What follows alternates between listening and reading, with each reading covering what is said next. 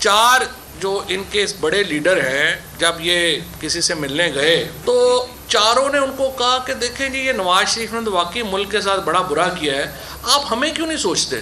کہتے ہیں کہ سب سے کڑا احتساب اور انصاف وہ ہوتا ہے کہ جب اعضاء خود بیان دینے لگیں کہ جسم کے کرتوت کیا ہیں۔ اس حکومت نے اس نظام کی کلیاں جس طریقے سے خود کھولی ہیں، کسی تحقیقاتی صحافی کو یہ منصب نصیب نہیں ہوگا اگر وہ 10 سال بھی لگائے اس نظام کے بارے میں بتانے کے لیے کہ کام کیسے کر رہا ہے۔ فواد چودھری صاحب نے کہنے کو تو اپنی طرف سے بڑی خبر دی کہ 4 مبینہ طور پر نون لیگ کے صاحبان نے میٹنگ کی کسی کے ساتھ، اور وہ کسی کون ہے جو حوالہ بنتا ہے آرمی چیف کا بنتا ہے، نام وہ نہیں لے رہے، لیکن اپنی طرف سے اب یہ چلاکی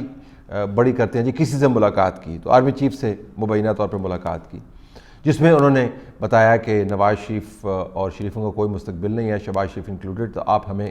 بھی کنسیڈر کریں۔ ہم آپ کو یہ بتا سکتے ہیں کہ یہ ملاقات جو ہے، اگر فواد چودھری سے پوچھتا کہ یہ کس سال میں ہوئی تھی تو وہ آپ کو کوئی اور سال بتاتے، وہ 2022 نہ بتاتے۔ اس کا ایجنڈا اگر وہ آپ کو بتا پاتے اس ایجنڈے کے علاوہ جو انہوں نے پیڈل کیا ہے، وہ ایجنڈا بھی اس سے بالکل مختلف ہوتا، لیکن بہرحال انہوں نے کہاں سے پکڑ کر خبر کہاں پر لگا دی اور بتایا کہ جس طرح نواز شریف اور شہباز شریف کے خلاف کوئی پارٹی کے اندر سے بڑا کو پلان ہو رہا ہے اور لیڈران جو ہیں وہ ٹوٹ پھوٹ رہے ہیں۔ جو ملاقات کی وہ آرمی چیف کے ساتھ کی، اور آرمی چیف کا حوالہ جو ہے وہ پھر رد عمل کی صورت میں رانا ثناء اللہ نے دیا۔ انہوں نے کہا جی کہ ایسی کوئی ملاقات ہوئی نہیں، اور آرمی چیف کے ساتھ تو بالکل بھی ملاقات ہو ہی نہیں سکتی ان حالات کے اندر۔ ایک اور ترجمان نے کوئی اور جو ہے وہ پتنگ اڑا دی اور کہا کہ کس طرح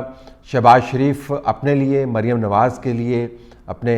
بیٹے کے لیے اور نواز شریف کے لیے ڈیل تلاش کر رہے ہیں اور کہہ رہے ہیں کہ خاقان عباسی ملک میں رہیں گے اور ہمیں یہاں سے جانے کی اجازت دی جائے۔ اب فواد چودھری کا بیان دیکھ لیں اور دوسرے ترجمان کا بیان دیکھ لیں، اور رد عمل اس کے اوپر اپوزیشن کی طرف سے دیکھ لیں، رانا ثناء اللہ کا جو رد عمل آیا، تو ظاہر ہے تمام کا تمام حوالہ جو ہے وہ آرمی چیف کا بنتا ہے۔ تو آپ اندازہ کر سکتے ہیں کہ منسٹرز خود آپ کو بتا رہے ہیں کہ نظام کو چلانے والا کون ہے۔ کسی نے تحقیقات نہیں کی، کسی نے الزام نہیں لگایا، کسی نے یہ نہیں کہا کہ جی آپ سچ بولنے لگ جائیں، یہ خود ہی اب گواہیاں دینے لگ گئے ہیں۔ اس سے پہلے شیخ رشید صاحب کا بیان آپ دیکھ لیں، وہ آپ کو بتا رہے ہیں کہ پی ٹی آئی کے سر کے اوپر ہاتھ ہے، دوسروں کے سر پہ ہاتھ نہیں ہے، اور وہ ہاتھ ان کے گربان تک بھی پہنچ سکتا ہے۔ وہ ہاتھ کس کا ہے؟ وہ اپنے سیاسی بزرگوں کا نام لیے بغیر آپ کو بتا رہے ہیں کہ کس کے ہاتھ پر جا کر وہ بیعت کرتے ہیں، کس سے وہ طاقت حاصل کرتے ہیں، کس سے وہ احتساب کرواتے ہیں، اور کس سے وہ نظام کو چلوا رہے ہیں۔ تو نظام سے جو مستفید ہونے والی موجودہ حکومت ہے وہ آپ کو بتا رہی ہے کہ نظام کو چلانے والا جو ہے وہ آرمی چیف ہے۔ اب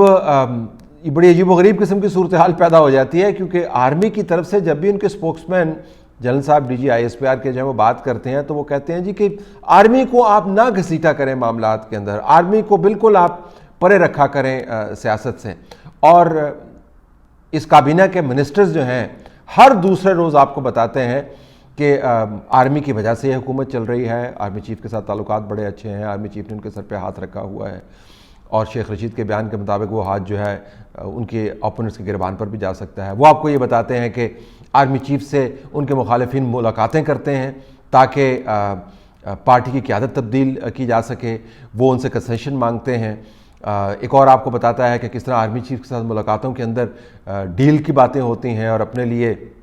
حالات تبدیل کرنے کی کاوش کی جاتی ہے اور ایک رستہ تلاش کرنے کی کاوش کی جاتی ہے۔ یعنی آرمی چیف نہ صرف پارٹی کی قیادت کو تبدیل کر سکتا ہے، آرمی چیف احتساب بھی کروا رہا ہے پاکستان کے اندر، آرمی چیف ڈیل بھی کروا رہا ہے پاکستان کے اندر، آرمی چیف موجودہ حکومت کو بھی چلا رہا ہے، اور جو مرضی ہے موجودہ حکومت کر دے، چونکہ آرمی چیف کا ہاتھ اس حکومت کے سر پر ہے، لہٰذا اس حکومت کو کوئی کچھ نہیں کہہ سکتا۔ یہ بیانیہ جو ہے یہ کسی تحقیقاتی رپورٹ سے نہیں بنا ہوا، یہ بیانیہ جو ہے منسٹرز کے اپنے بیانات سے بنا ہوا ہے۔ تو جو تیسری بات اس سے پتہ چلتی ہے وہ یہ کہ اگر یہ ملاقاتیں ہوئی ہیں، کسی بھی سال ہوئی ہیں، کسی بھی حوالے سے ہوئی ہیں، تو ملاقاتیں تو آپ اسی سے کرتے ہیں نا جو کام کرنے کی، نظام کو چلانے کی، اس کے اندر تبدیلی لانے کی صلاحیت رکھتا ہو، جو عدالتوں میں سے کیسز سے نکلوا سکے، جو نیب کی تحقیقات کا رخ موڑ سکے، جو قیادت کو اندر کر سکے قیادت کو باہر نکال سکے, جو لوگوں کو ایگزائل میں بھجوا سکے, جو لوگوں سے کو ایگزائل سے واپس لانے کی صلاحیت رکھتا ہو, تو وہ اسی سے آپ ملاقاتیں کریں گے نا. آپ کسی ایسے پیر کے پاس تو نہیں جائیں گے جس کا تعویذ گنڈا جو ہے وہ مؤثر نہیں ہوگا, اسی کے پاس جائیں گے جس سے آپ کو ریلیف ملتی ہے. تو تیسرا پہلو یہ ہے. تو اس نظام کے اندر جو قوت ہے وہ کس طرف ڈرفٹ کیے ہوئے ہے. اب میرے خیال میں کسی اور تحقیقات کی ضرورت نہیں ہے. D G I S P R کو بھی یا تو ان تمام منسٹرز سے پھر پوچھ پرتیت کرنی چاہیے کہ کیوں بار بار army chief general Qamar Bajwa کے حوالے سے بالخصوص یہ بیانات دیتے ہیں کہ احتساب انہی کے گرد گھوم رہا ہے, عدالتوں کے اندر مقدمات انہی کے گرد گھوم رہے ہیں, ڈیلز کے معاملات انہی کے گرد گھوم رہے ہیں, حکومت کو چلانے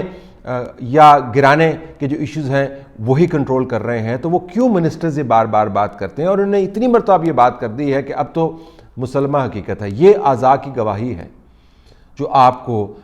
جسم کی حالت کے بارے میں بتا رہے ہیں. ویسے یہ نظام کیسے کام کر رہا ہے, آئیے آپ کو اسمبلی کے اندر لے چلتے ہیں جہاں پر حکومتی اتحادی جماعت کے ایک نمائندہ آپ کو بتا رہے ہیں کہ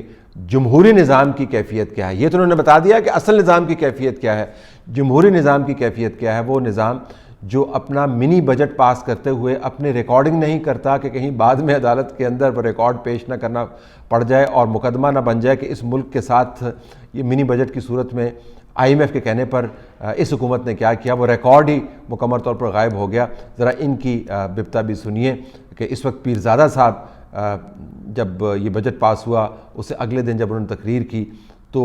وہ کیا کیا آپ کو حقائق بتا رہے ہیں کہ جو جمہوری نظام ہے جس کے نمائندہ بن کے لوگ سامنے ہم سے باتیں کرتے ہیں اس کی حقیقت کیا ہے. اسٹیٹ بینک دے دیا اور کل نیشنل اسمبلی میں جو ہوا,